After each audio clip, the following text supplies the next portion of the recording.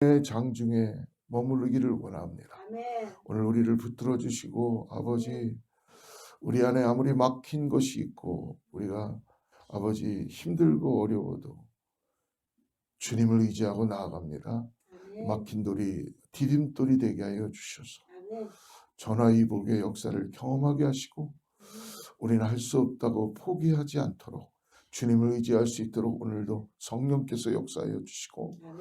소망이 우리에게 있는 것이 아니라 주님에게 있다는 걸 믿음으로 바라보고 우리를 사용하여 주시고 일으켜 주시고 함께하여 주시옵소서. 아멘. 주님 말씀이 들려올수록 내 심령이 열리게 하여 주셔서 아멘. 하나님께서 말씀하여 주시옵소서.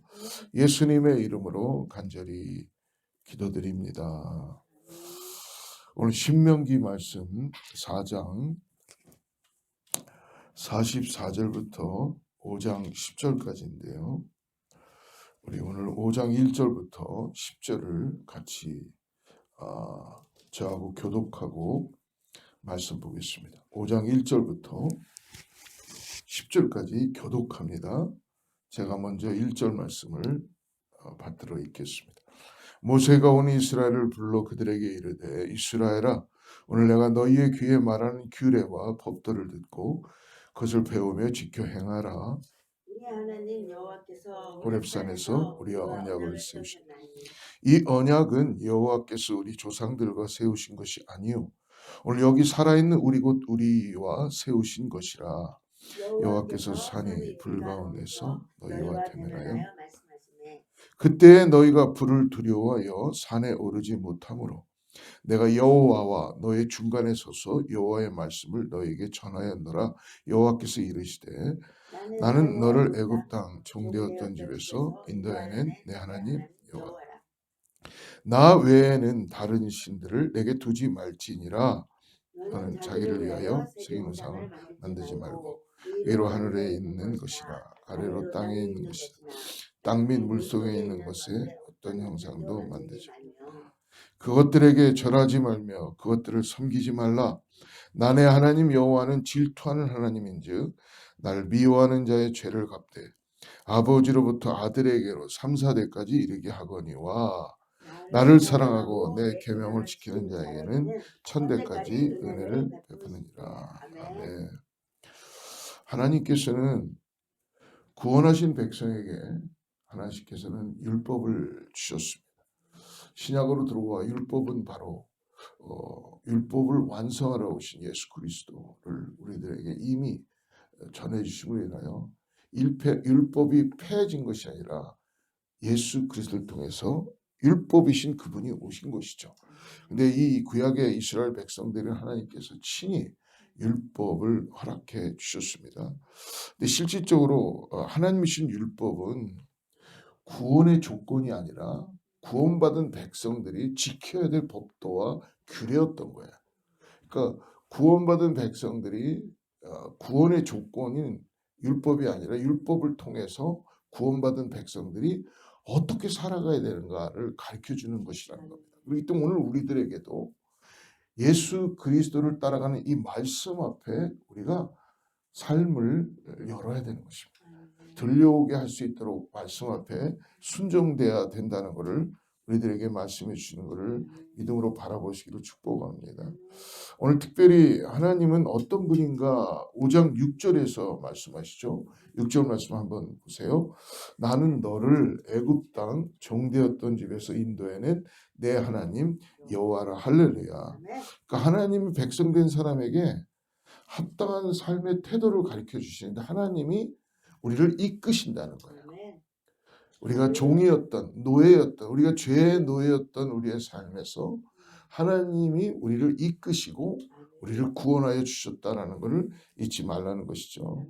그래서 이스라엘 백성들에게는 애굽의 종살이에서 구원하시고 자비롭고 은혜가 풍성하신 하나님, 이 하나님을 오늘도 1세대들에게만 이 율법을 주신 게 아니라 오늘 다음 세대들에게도 하나님의 말씀은 1.1핵도 변함이 없으시잖아요. 하나님의 말씀은 어제도 역사하시고 오늘도 역사하시는 거예요.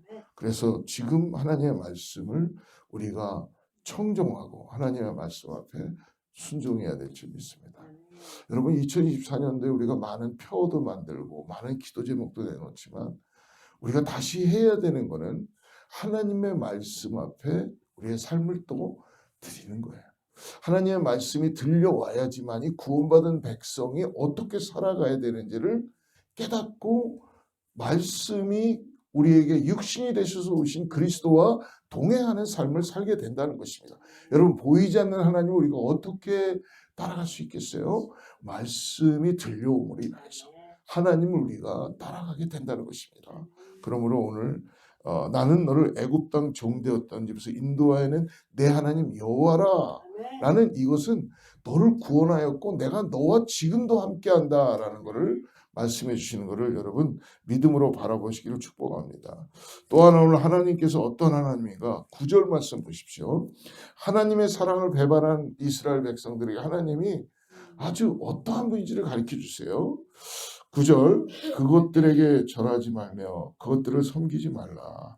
나의 하나님 여호와는 질투하는 하나님인즉 나를 미워하는 자의 죄를 갚되 아버지로부터 아들에게로 3, 4대까지 이르게 하라. 하나님은 어떠한 분? 은혜로운 하나님이시지만 구원받은 백성들이 하나님을 떠나면 하나님은 질투하신 하나님이시죠. 질투하신 하나님.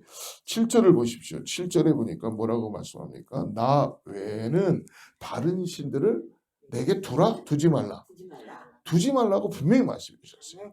하나님은 창조주이시기 때문에 하나님은 절대자이시기 때문에 전능자이시기 때문에 하나님 이외에는 다른 어떤 것도 섬기거나 두지 말라고 분명하게 말씀해 주십니다.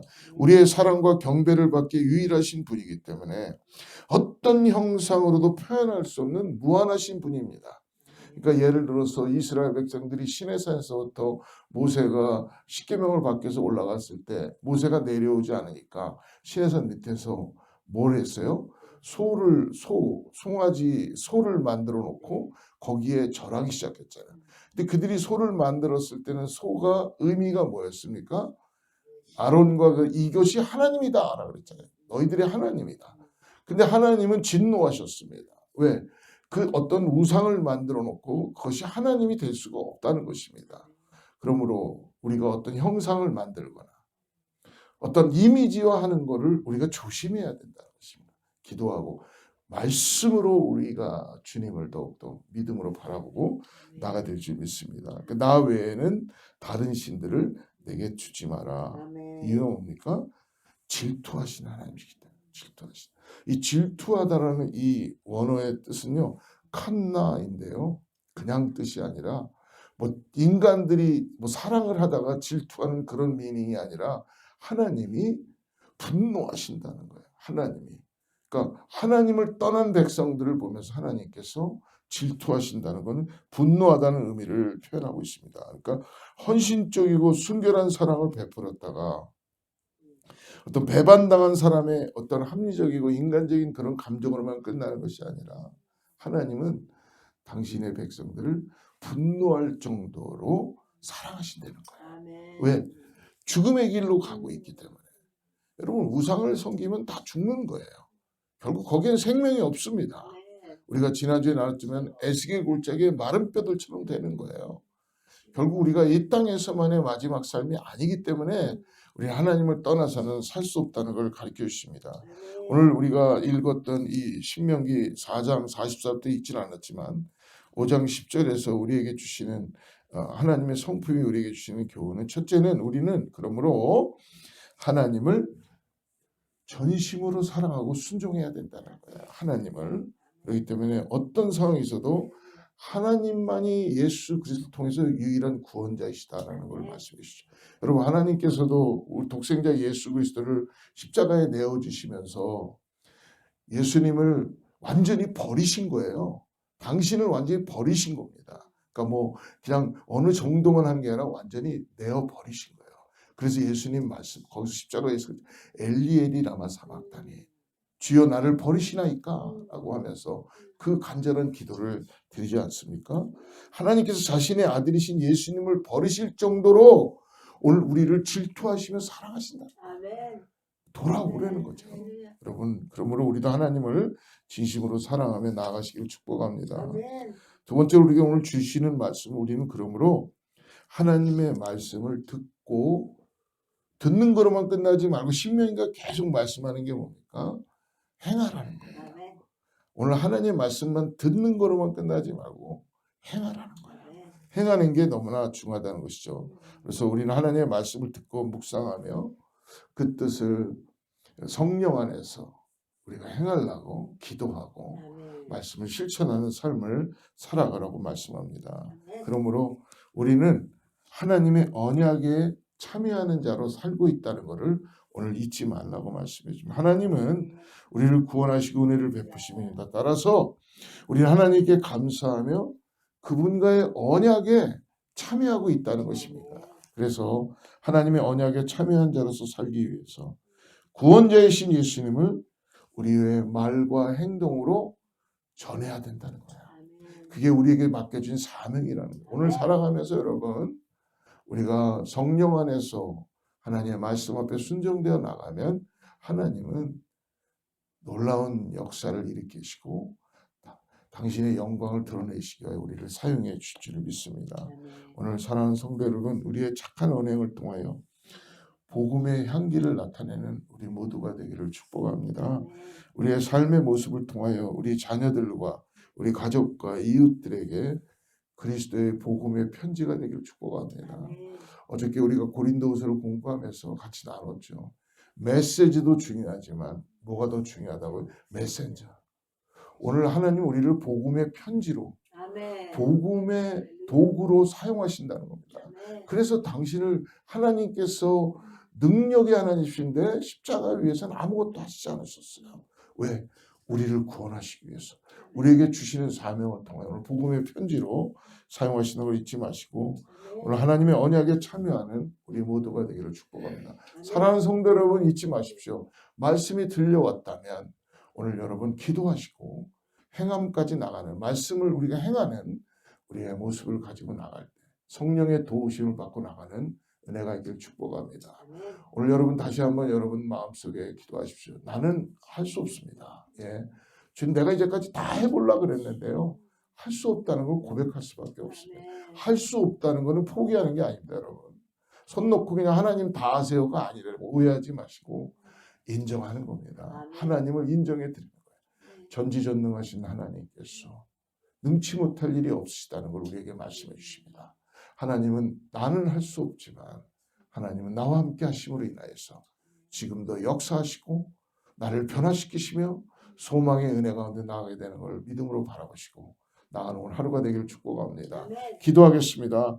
하나님 감사합니다. 이스라엘을 종의 노예의 삶에서 구원해 주신 하나님, 오늘 우리들에게도 죄로 인한 영원한 멸망에서부터 구원해 주신 은혜와 그 사랑에 깊은 감사를 드리며 찬양합니다. 아멘. 은혜로우시고 질투하신 하나님의 성품을 오늘 깊이 깨달음으로 인하여서 주님의 말씀에 순종하며 행함으로까지 또 복음의 편지로서 살아가는 우리 삶이 되게 하여 주시옵소서. 아멘. 오늘 사랑하는 성도님들이 복음을 들고 나갈 때 아버지 복음으로 아버지 새로워지게 하시고 아멘. 만나는 모든 사람들에게 예수 그리스도의 향기를 드러내는 우리 사랑하는 어거스타 제일의 모든 성도들 될 수 있도록 축복하여 주시옵소서. 아멘. 특별히 간절히 기도하는 제목들 가지고 있는 성도들 아버지 하나님 주님께서 오늘 만나주시고 고쳐주시고 새롭게 하여 주시옵소서. 아멘. 자녀들에게 오늘 어디든지 간에 그리스도의 영광이 드러나게 하시고 아멘. 말씀으로 새롭게 하여 주시고 아멘. 하나님의 역사하심을 볼 수 있는 은혜가 자녀들에게도 나타나게 하여